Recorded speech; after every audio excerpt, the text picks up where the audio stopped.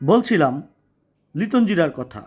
আপনারা দেখতে পাচ্ছেন একটি ল্যাপটপ আনবক্স করার চেষ্টা করছে লিটন জিরার বাবা। লিটন জিরার দুটি হাত নেই, দুটি পা নেই, তবুও থেমে থাকেনি লিটন জিরা।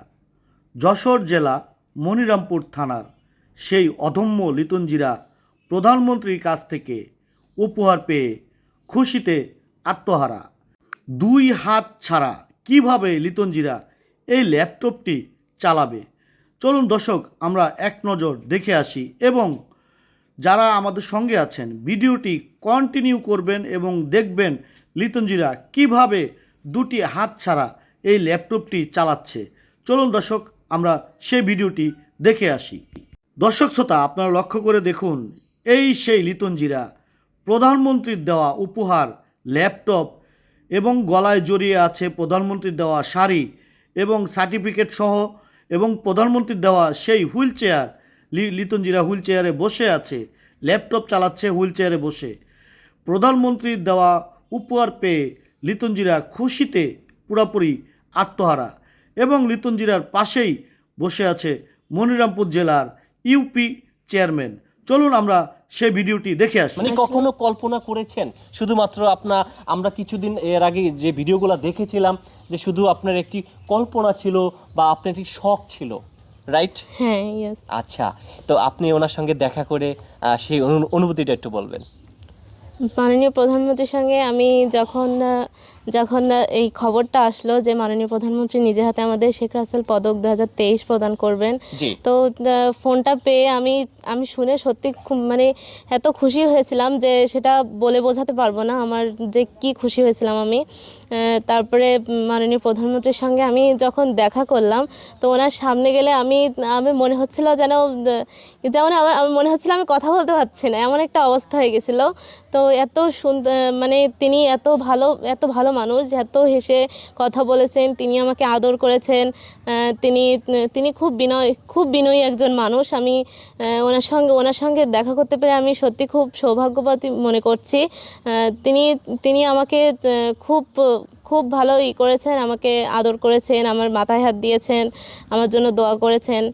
আর তারপরে আমি মাননীয় প্রধানমন্ত্রীর কাছে একটা দাবি করেছিলাম, সেটা হলো আমার বাবা, তিনি একজন কলেজের প্রভাষক। কলেজটির নাম হলো শহীদ মুক্তিযোদ্ধা এয়ার মহিলা কলেজ।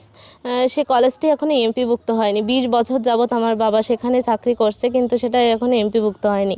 মাননীয় প্রধানমন্ত্রীকে আমি যখন বিষয়টা বললাম, উনি খুব বিনয়ের সাথে আমাকে বললেন যে আমি এই বিষয়টা দেখব।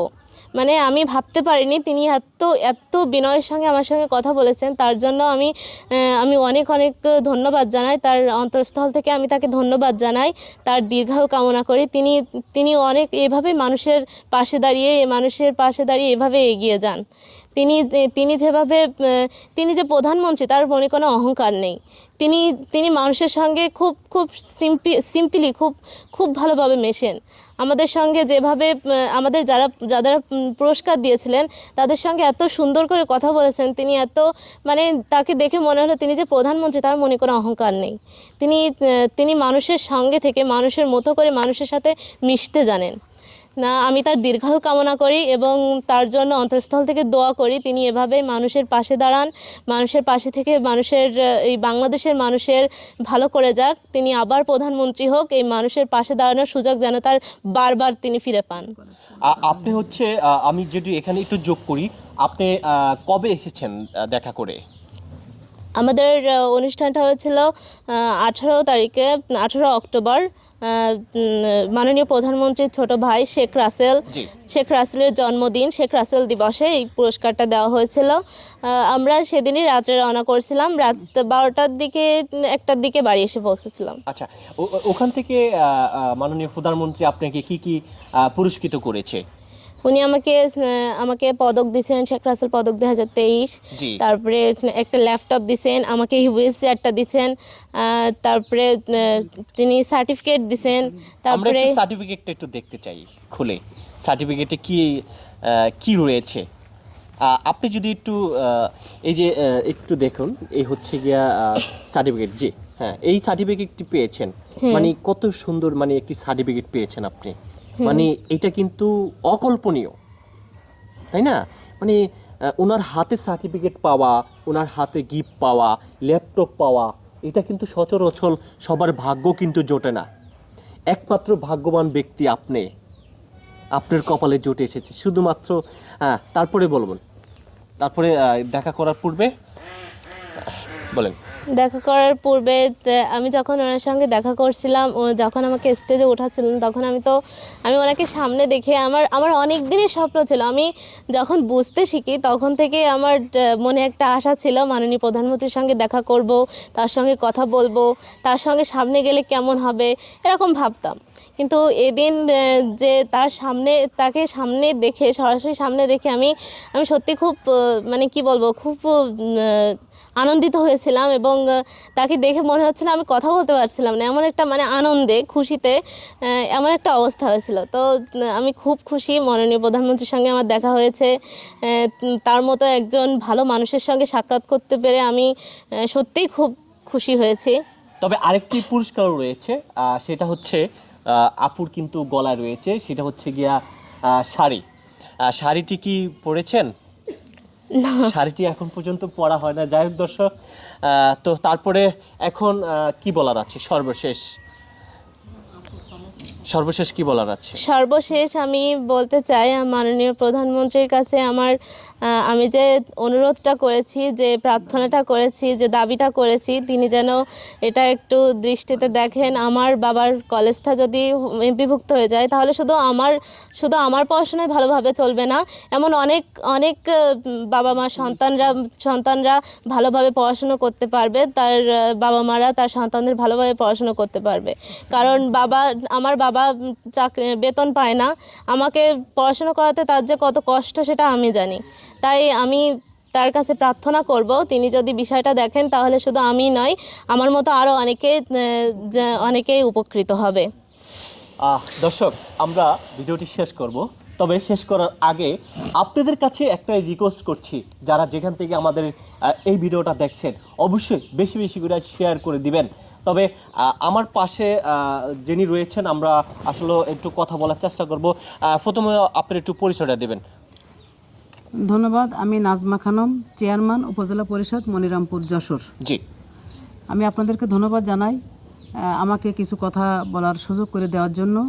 আমি লিটন জিরার পাশে থেকে বা লিটন জিরার বাড়িতে এসে আপনাদের সঙ্গে কথা বলতে পারছি, এজন্য আমি নিজেকে খুব ধন্য মনে করছি। বিষয়টি হচ্ছে, লিটন জিরা যখন তার জন্ম হয়েছে, যখন 3 বছর কি 4 বছর বয়স, তখন ওর আব্বা একদিন উপজেলা থেকে নিয়ে গেছিলো ওকে কোলে করে। তখন আমি ভাইস চেয়ারম্যান ছিলাম। ওর একটি প্রতিবন্ধী কার্ড করার জন্য গেছিলো। তখন যে উপজেলা চেয়ারম্যান ছিল, তিনি সঙ্গে সঙ্গে পদক্ষেপ নিয়েছিলেন, কিন্তু তখন ওনার পদক্ষেপে হয়েছিল না। মাননীয় জেলা প্রশাসক মহোদয় হুমায়ুন কবির স্যারের সাথে কথা বলার পরে লিটন জিরার সেই কার্ডটি হয়েছিল। তখন তারপরে থেকেই লিটন জিরা ওইভাবেই লেখাপড়া করে আসতেছে। তো আমিও লিটন জিরার যে দাবি মাননীয় প্রধানমন্ত্রীর কাছে করেছেন, আমি লিটন জিরার দাবির সঙ্গে একদম সম্পূর্ণ একমত পোষণ করেই বলতে চাই, মাননীয় প্রধানমন্ত্রী জননেত্রী শেখ হাসিনা, আপনি আপনি মানবিক মানুষ, আপনি মানবতার মা। আপনি এই কলেজটি অবশ্যই এমপিওভুক্ত করে, এই কলেজে প্রায় 30 থেকে 35 জন শিক্ষক এখানে বিনা পারিশ্রমিকে এখানে শ্রম দিয়ে চলেছেন। তো আমি বিশেষভাবে দাবি রাখবো মাননীয় প্রধানমন্ত্রী জননেত্রী শেখ হাসিনার কাছে, যে এই কলেজটি অতি সত্বর এমপিওভুক্ত করে সকল পর্যায়ের শিক্ষক কর্মচারী যারা আছে সকলেই যেন মানে এমপিওর আওতায় আসে এবং সকলেই যেন বেতন পায়। তারা বেতন পাইলে শুধু তাদের পরিবার পরিজন না, তাদের সন্তান সন্ততি, তাদের আত্মীয় স্বজন যারা আছে সবাইকে নিয়ে তারা সুন্দরভাবে জীবনযাপন করতে পারবে, তাদের ছেলে মেয়েদেরকে সুন্দরভাবে লেখাপড়া করাতে পারবে, সুন্দর স্কুলে কলেজে তাদেরকে লেখাপড়া করাতে পারবে। এটাই আমি বিশেষভাবে মাননীয় প্রধানমন্ত্রী জননেত্রী শেখ হাসিনার কাছে আপনাদের মাধ্যমেই এই দাবিটি তুলে ধরলাম। মাননীয় প্রধানমন্ত্রী বিষয়টি বিশেষ বিবেচনায় রাখবেন। ধন্যবাদ। জয় বাংলা, জয় বঙ্গবন্ধু, জয় হোক বাংলার মেহনতি মানুষের বাংলাদেশ। চিরজীবী হোক। ধন্যবাদ আপনাকে আপনার গুরুত্বপূর্ণ কথা বলার জন্য।